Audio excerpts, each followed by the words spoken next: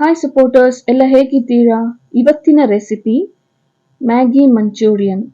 Maggi manchurian ಯಾರಿಗೆ ತಾನೇ ಇಷ್ಟ ಆಗಲ್ಲ, ಅದರಲ್ಲೂ ಮಕ್ಳಿಗಂತೂ ತುಂಬಾನೇ ಪ್ರಿಯ. ಇದು ಹೇಗೆಲ್ಲ ಮಾಡೋದು ಅಂತ ನೋಡ್ಕೊಳ್ಳೋಣ ಬನ್ನಿ. ಮೊದಲಿಗೆ ನಾನಿಲ್ಲಿ ಒಂದು ಸ್ವಲ್ಪ ನೀರು ಬಿಸಿಯಾಗಕ್ಕೆ ಇಟ್ಟಿದ್ದೀನಿ.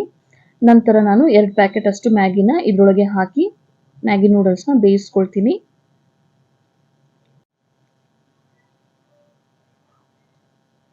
ನೋಡಿ, ಈಗ ಬೆಂದಾದ್ಮೇಲೆ ನೀರನ್ನು ಬಸಿದ್ಕೊಂಡು ಈ ರೀತಿ ನಾನು ಮ್ಯಾಗಿನ ತಗೊಂಡಿದ್ದೀನಿ. ನಂತರ 1 ಟೀ ಸ್ಪೂನ್ ಅಷ್ಟು ಖಾರದ ಪುಡಿ, ರುಚಿಗೆ ತಕ್ಕಷ್ಟು ಉಪ್ಪು ಹಾಗೂ 1 ಕಪ್ ಅಷ್ಟು ಕಾರ್ನ್ಫ್ಲವರ್ ಪೌಡರ್ನ ತಗೊಂಡಿದ್ದೀನಿ. ನಂತರ ಅರ್ಧ ಕಪ್ ಅಷ್ಟು ಕಡಲೆ ಹಿಟ್ಟು ಹಾಗೂ 2 ಪ್ಯಾಕೆಟ್ ಅಷ್ಟು ಮ್ಯಾಗಿ ಮಸಾಲ ಪೌಡರ್ನ ಕೂಡ ತಗೊಂಡಿದ್ದೀನಿ. ಇವೆಲ್ಲದನ್ನು ನಾನೀಗ ಚೆನ್ನಾಗಿ ಮಿಕ್ಸ್ ಮಾಡ್ಕೊಳ್ತೀನಿ. ಎಲ್ಲದನ್ನು ಚೆನ್ನಾಗಿ ನಾವೀಗ ಮಿಕ್ಸ್ ಮಾಡ್ಕೊಳ್ಳೋಣ. ಕಾರ್ನ್ಫ್ಲೋರ್ ಹಾಗೂ ಕಡಲೆ ಹಿಟ್ಟನ್ನು ಹಾಕಿರೋದ್ರಿಂದ ಚೆನ್ನಾಗಿ ಒಂದು ಬೈಂಡಿಂಗ್ ಪ್ರೋಸೆಸ್ ಆಗುತ್ತೆ. ಹಾಗಾಗಿ ನೋಡಿ, ಮಿಕ್ಸ್ ಮಾಡಿದ ನಂತರ ಈ ರೀತಿ ಕಾಣುತ್ತೆ. ನಂತರ ಒಂದು ಮೀಡಿಯಂ ಸೈಜ್ ಈರುಳ್ಳಿನ ಸಣ್ಣದಾಗಿ ಕಟ್ ಮಾಡಿಕೊಂಡು ತಗೊಂಡಿದ್ದೀನಿ. ಅದನ್ನು ಕೂಡ ಇದಕ್ಕೆ ಹಾಕಿ ಚೆನ್ನಾಗಿ ಮಿಕ್ಸ್ ಮಾಡ್ಕೊಳ್ಳೋಣ. ಚೆನ್ನಾಗಿ ಮಿಕ್ಸ್ ಮಾಡಿದ ನಂತರ ಇದನ್ನು ನಾವು ಸೈಡಲ್ಲಿ ಇಟ್ಕೊಳ್ಳೋಣ. ನೋಡಿ ಹೇಗೆ ನಾನು ಮಿಕ್ಸ್ ಮಾಡ್ತಾ ಇದ್ದೀನಿ ಅಂತ. ಇದು ಚೆನ್ನಾಗಿ ಈರುಳ್ಳಿ ಇದಕ್ಕೆ ಹೊಂದಿದ ನಂತರ ಈ ರೀತಿ ಸೈಡಲ್ಲಿ ಇಟ್ಕೊಂಡು ನಮ್ಮ ಕೈಗೆ ಸ್ವಲ್ಪ ಎಣ್ಣೆನ ಸವರ್ಕೊಂಡು ಈ ರೀತಿ ಉಂಡೆಗಳ ಆಕಾರನಾಗಿ ಮಾಡಿಕೊಂಡು ಇಟ್ಕೊಳ್ಳೋಣ. ಎಲ್ಲದನ್ನು ಸ್ವಲ್ಪ ದೊಡ್ಡದು ಬೇಕಿದ್ರೆ ದೊಡ್ಡದು, ಚಿಕ್ಕದು ಬೇಕಿದ್ರೆ ಚಿಕ್ಕದು ಉಂಡೆಗಳನ್ನಾಗಿ ಮಾಡಿಕೊಂಡು ನಾವು ಇಲ್ಲಿ ಸೈಡಲ್ಲಿ ಇಟ್ಕೊಳ್ಳೋಣ. ನೋಡಿ, ಈರುಳ್ಳಿ ಹಾಕಿದ್ಮೇಲೆ ಯಾವ ರೀತಿ ಇದು ಕಾಣ್ತಿದೆ ಅಂತ. ಸ್ವಲ್ಪನೇ ಎಣ್ಣೆನ ಸವರ್ಕೊಂಡು ಈ ರೀತಿ ಉಂಡೆಗಳನ್ನು ಆಕಾರವಾಗಿ ಮಾಡಿಕೊಂಡು ನಾವು ಸೈಡಲ್ಲಿ ಇಟ್ಕೊಳ್ಳೋಣ. ನೋಡಿ, ಎಲ್ಲದನ್ನು ನಾನು ಈ ರೀತಿ ಉಂಡೆಗಳನ್ನಾಗಿ ಮಾಡ್ಕೊಂಡಿದ್ದೀನಿ. ನಂತರ ಇನ್ನೊಂದು ಪ್ಯಾಕೆಟ್ ಮ್ಯಾಗಿನ ಅಂದರೆ ರಾ ಮ್ಯಾಗಿನ ಈ ರೀತಿ ಚೆನ್ನಾಗಿ ಪುಡಿಯಾಗಿ ಮಾಡ್ಕೊಳ್ಳೋಣ. ಇದನ್ನು ಯಾವುದಾದ್ರೂ ಬೌಲ್ ಸಹಾಯದಿಂದನೋ ಅಥವಾ ಲಟ್ಟಣಿಗೆ ಸಹಾಯದಿಂದನೋ ಇದನ್ನು ಪುಡಿ ಮಾಡ್ಕೋಬೋದು, ಅಥವಾ ಹೀಗೆ ಕೂಡ ಇದನ್ನು ಪುಡಿ ಮಾಡ್ಕೊಳ್ಳೋಣ. ಮಾಡ್ಕೊಂಡಿದ ನಂತರ ಒಂದು ಉಂಡೆನ ತಗೊಂಡು ಇದಕ್ಕೆ ಚೆನ್ನಾಗಿ ರೋಲ್ ಮಾಡ್ಕೊಳ್ಳೋಣ. ನೋಡಿ, ಈ ರೀತಿ ರೋಲ್ ಮಾಡಿಕೊಂಡು ಇದನ್ನು ಹಗುರವಾಗಿ ಒತ್ತಿ ಈ ರೀತಿ ಮಾಡ್ಕೊಳ್ಳೋಣ. ನೋಡಿ, ನಾನು ಯಾವ ರೀತಿ ಮಾಡ್ಕೊತಿದ್ದೀನೋ ಆ ರೀತಿ ಮಾಡ್ಕೊಳ್ಳೋದ್ರಿಂದ ನಾವು ಇದನ್ನ ಎಣ್ಣೆಲಿ ಹಾಕಿ ಕರೆದಾಗ ಒಳಗಡೆಯಿಂದ ಸಾಫ್ಟ್ ಆಗಿರುತ್ತೆ, ಆದರೆ ಹೊರಗಡೆಯಿಂದ ಕ್ರಿಸ್ಪಿ ಆಗಿರುತ್ತೆ.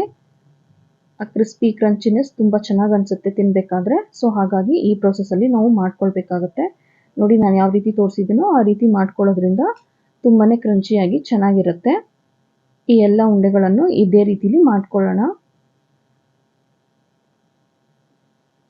ನೋಡಿ, ಯಾರೆಲ್ಲ ನಮ್ಮ ಚಾನಲ್ ಸರ್ಗಮ್ಸ್ ನಳಪಾಕನ ಸಬ್ಸ್ಕ್ರೈಬ್ ಆಗಿಲ್ವೋ ಒಮ್ಮೆ ನಮ್ಮ ಚಾನಲ್ಗೆ ವಿಸಿಟ್ ಮಾಡಿ ಸಬ್ಸ್ಕ್ರೈಬ್ ಮಾಡ್ಕೊಳ್ಳಿ.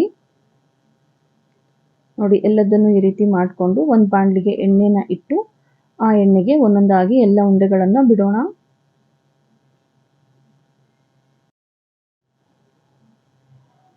ನಾವು ಗ್ಯಾಸನ್ನು ಮೀಡಿಯಂ ಫ್ಲೇಮಲ್ಲಿ ಇಟ್ಕೊಳ್ಳೋದ್ರಿಂದ ಕರೆಕ್ಟ್ ಹದದಲ್ಲಿ ನಮಗೆ ಬೆಂದು ರೆಡಿ ಆಗುತ್ತೆ. ನಾನು ಈ ರೆಸಿಪಿಯ ಇಂಗ್ರೀಡಿಯೆಂಟ್ಸ್ನ ಸ್ಕ್ರೀನ್ ಮೇಲೆ ಕೂಡ ಮೆನ್ಷನ್ ಮಾಡಿರ್ತೀನಿ, ಹಾಗೆ ಡಿಸ್ಕ್ರಿಪ್ಷನಲ್ಲಿ ಕೂಡ ನಾನು ಮೆನ್ಷನ್ ಮಾಡಿರ್ತೀನಿ. ಯಾರಿಗೆಲ್ಲ ಇದನ್ನು ನೋಡೋದು ಮಿಸ್ ಆಗುತ್ತೋ ಅವರು ಡಿಸ್ಕ್ರಿಪ್ಷನ್ನ ಓಪನ್ ಮಾಡ್ಕೊಂಡು ನೋಡಿದ್ರೆ ಡಿಸ್ಕ್ರಿಪ್ಷನ್ ಬಾಕ್ಸಲ್ಲಿ ಕಂಪ್ಲೀಟ್ ರೆಸಿಪಿಯ ಇಂಗ್ರೀಡಿಯೆಂಟ್ಸು ಅಲ್ಲಿ ನಾನು ಮೆನ್ಷನ್ ಮಾಡಿರ್ತೀನಿ, ನೋಡ್ಕೊಳ್ಳಿ.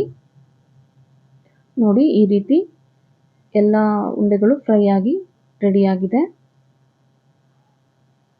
ನೋಡಿ, ಈಗ ನಾವು ಇದನ್ನು ಎಣ್ಣೆಯಿಂದ ಹೊರಗೆ ತಕ್ಕೊಳ್ಳೋಣ. ಒಂದು ಪ್ಲೇಟಿಗೆ ಶಿಫ್ಟ್ ಮಾಡ್ಕೊಳ್ಳೋಣ. ಇದನ್ನು ಹೀಗೆ ತಿಂದರೆ ತುಂಬಾ ಕ್ರಿಸ್ಪಿಯಾಗಿ ಚೆನ್ನಾಗಿರುತ್ತೆ. ನೋಡಿ, ನಮ್ಮ ಮ್ಯಾಗಿ ಬಾಲ್ಸ್ ಯಾವ ರೀತಿ ಬೆಂದು ರೆಡಿಯಾಗಿದೆ. ನಂತರ ಒಂದು ಪ್ಯಾನ್ಗೆ ಒಂದು 3 ರಿಂದ 4 ಟೀ ಸ್ಪೂನ್ ಅಷ್ಟು ಎಣ್ಣೆನ ಹಾಕ್ಕೊಂಡು ಒಂದು 10 ಎಸಳು ಬೆಳ್ಳುಳ್ಳಿನ ಸಣ್ಣದಾಗಿ ಹೆಚ್ಚಿಕೊಂಡು ಇದಕ್ಕೆ ಹಾಕ್ಕೊಳ್ತಾ ಇದ್ದೀನಿ. ನಂತರ ಒಂದು ಈರುಳ್ಳಿನ ಈ ಶೇಪಲ್ಲಿ ಹೆಚ್ಚಿ, ಈ ಆಕಾರದಲ್ಲಿ ಹೆಚ್ಚಿ ಅದನ್ನು ಕೂಡ ಇದನ್ನು ಹಾಕ್ಕೊಳ್ತಾ ಇದ್ದೀನಿ. ಸ್ವಲ್ಪ ದೊಡ್ಡದಾಗಿ ಹೆಚ್ಕೊಳ್ಬೇಕಾಗುತ್ತೆ. ನಂತರ ಒಂದು ಕ್ಯಾಪ್ಸಿಕಮ್ನ ಅದನ್ನು ಕೂಡ ಇದೇ ಆಕಾರದಲ್ಲಿ ಹೆಚ್ಚಿ ನಾನು ಇದಕ್ಕೆ ಎಣ್ಣೆ ಒಳಗೆ ಹಾಕ್ಕೊಂಡು ಚೆನ್ನಾಗಿ ಫ್ರೈ ಮಾಡ್ಕೊಳ್ತೀನಿ. ಈಗ ಬೆಳ್ಳುಳ್ಳಿ, ಈರುಳ್ಳಿ ಹಾಗೂ ಕ್ಯಾಪ್ಸಿಕಮ್ನ ನಾವು ಚೆನ್ನಾಗಿ ಫ್ರೈ ಮಾಡ್ಕೊಳ್ಳೋಣ. ತುಂಬ ಬೇಯೋದೇನು ಬೇಡ. ಆ ಕ್ರಂಚಿನೆಸ್ಸು ಹಾಗೇ ಇದ್ದರೆ ಮಂಚೂರಿಯಲ್ಲಿ ತಿನ್ನೋಕ್ಕೆ ತುಂಬ ಚೆನ್ನಾಗಿರುತ್ತೆ. ಹಾಗಾಗಿ ಸ್ವಲ್ಪ ಇದನ್ನು ಸಾಫ್ಟ್ ಮಾಡ್ಕೊಳ್ಳೋಣ ಅಷ್ಟೇ. ನೋಡಿದ್ರಲ್ಲ ಯಾವ ರೀತಿ ಕಲರ್ಫುಲ್ ಆಗಿ ಕಾಣಿಸ್ತಿದೆ ಅಂತ. ನಂತರ ಒಂದು 3/4 ಬಟ್ಲಷ್ಟು ಟೊಮೆಟೊ ಸಾಸ್, ಒಂದು 2 ಟೀ ಸ್ಪೂನ್ ಅಷ್ಟು ಸೋಯಾ ಸಾಸ್, ರುಚಿಗೆ ತಕ್ಕಷ್ಟು ಉಪ್ಪು, 1 ಟೀ ಸ್ಪೂನ್ ಅಷ್ಟು ಅಚ್ಚಕಾರದ ಪುಡಿ, ಇವೆಲ್ಲದನ್ನ ಹಾಕಿ ಚೆನ್ನಾಗಿ ಈಗ ಮಿಕ್ಸ್ ಮಾಡ್ಕೊಳ್ಳೋಣ.